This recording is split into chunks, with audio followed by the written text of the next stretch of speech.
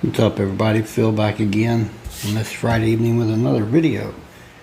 We're going some meadow green and clover white here with some Oliver action in this look.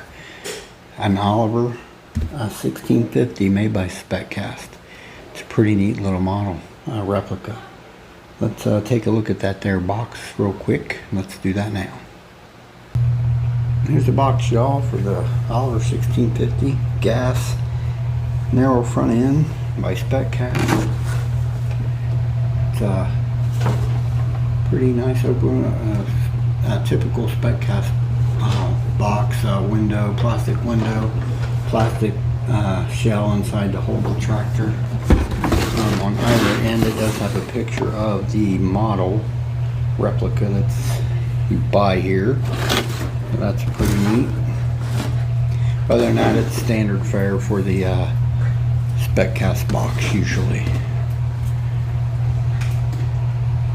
Alright, let's move on to the star of the show, the Oliver 1650. Let's do that now. Alright, everybody, here it is, the SpecCast 1/16 scale Oliver 1650 gas engine tractor. And it does say that on that box there at the bottom. If you notice, it does say gas engine or gas. Pretty neat little replica here. The actual Oliver 1650, the real tractor, was produced between 64 and 69, I believe. 66 engine horsepower. So this is what I would call a utility type size tractor. But I'm sure they were used for a lot of functions on the farm, and very, very respectable with their horsepower and stuff. They could probably get a lot more done than you would realize, I would think. This is a cool little model here. I've said this many a time on my SpecCast videos, but they are right on par with Ertl as far as details. When you see this thing, you'll know it's just pretty awesome, actually. When you see what details it holds, and if you compare it to a prestige line Ertl, it's right there with it, in my opinion. Alright, this rear end, there's a 3-point hitch. It does move up and down. I believe it's just really stiff. Little drawbar there, real realistic looking. Slides back and forth. It's pretty cool. Nice details on this rear end as well, the PTO and everything, so pretty neat, I must say. Of course, these are nice flat fenders, signature Oliver. The back of these fenders, there are lights in both fenders, and those are some inserts, not decals. Same thing with the front fenders here, lights in either fender as well. Once again, inserts, not a decal. The cockpit driver's area of this tractor is really a bright point on it. If you look at this, it's really got some nice detail on it all over that cockpit or operator station, I should say. Really nice details there all over that. Clover white Oliver seat, black steering wheel, Oliver emblem on the steering wheel. Up here on the side of the gauges on the dashboard, there's this nice lever. The foot pedals are independent from everything else. They're not in the molding. They are plastic though. There's a little gear shift right here in the middle underneath the steering wheel. Over here on the right hand side of the seat, there's some nice levers and stuff that do move. It's just so many little details on this area of the tractor that it's really impressive to me. The details on that cockpit area, driver's operator station, it's really nicely captured in there with little tiny details all around. Pretty cool. Classic long Oliver hood, starts out a little narrow at the operator station and gets wider as it goes out. Classic Oliver hood there. Of course, we got the meadow green as the predominant color of the body paint. And then your clover white for the wheels and the seat and grill and all that. It's really nice. Little caps on the hood here indicating probably fuel and such. Nice little black muffler here with also the breather intake in front of that. Looks pretty cool there. Not too bad, I must say. Engine on this tractor is really nicely detailed, in my opinion. I mean, there's even an opening here toward the front of the engine by the operator station. I mean, I'm guessing the real tractor was like that. Just that detail of that. I mean, it's not a molded casting that you can't see through. I mean, you can see light through it up here on the front near the grill as well. Just that's little details that it's pretty freaking neat, I think.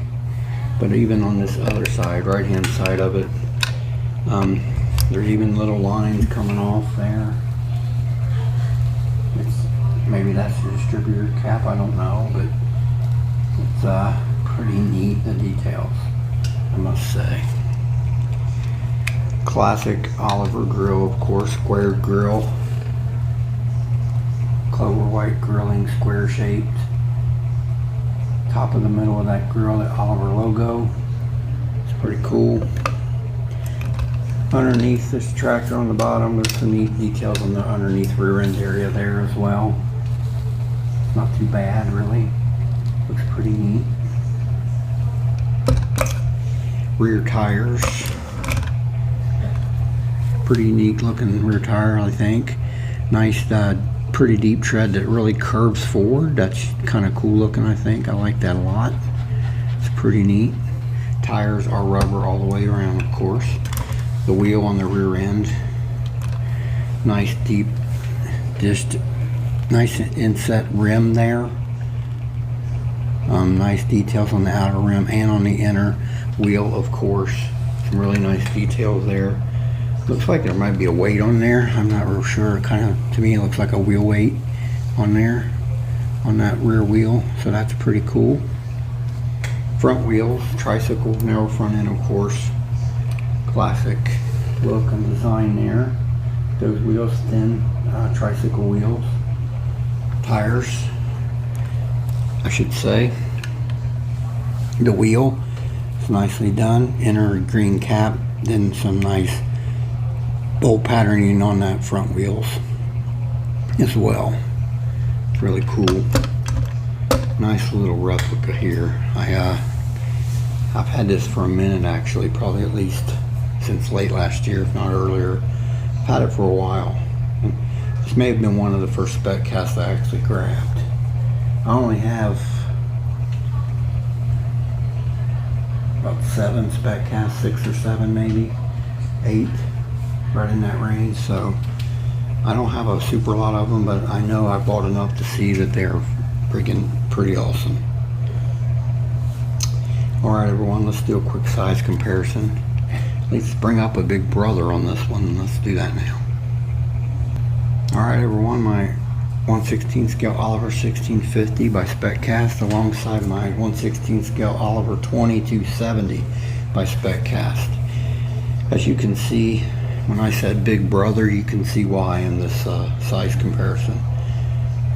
This here really explains utility and muscle tractor, in my opinion. I've got a video on this Oliver in my channel's archives, I believe, Oliver 2270, so if you feel free to go back and look at that, you can. But as you can see, quite a big difference here in size, with the 2270 being much bigger, much beefier. I mean, the 2270 would fall into the scale of a category of a muscle tractor to me for the time frame. This was more of a utility type tractor. So, but it's really awesome. They're both awesome. Both from SpecCast, both nicely done. Nice captures. Alright everyone, we'll move on to some quick final thoughts on that 1650. Let's do that now. Alright everyone, I'm back. SpecCast 1/16 scale Oliver 1650 gas tractor with narrow front end. It's a nice little replica. Like I said, I think it's one of the first SpecCasts I owned. quickly was sold on SpecCast after seeing what they do. I mean, they're not really, in a lot of cases, I think they're a little cheaper than Hurdle. But they really delve into Oliver, Moline. They've done some Massey Ferguson. So I don't know if their licensing agreement doesn't allow them to do many internationals, or I know they did like some 504s and 544 internationals, but nothing real bigger horsepower. So I don't know if there's a licensing deal for SpecCast or what. I know they have attacked Oliver and Moline a lot, because I've got a lot of those that are all SpecCast. Just about all of them I have, almost. But this is a nice replica, and if you ever see one up close, you'll know what I'm saying. It's really, I'm not sure my pictures do it all justice, but it's really nice from the back to the front. Great collectible.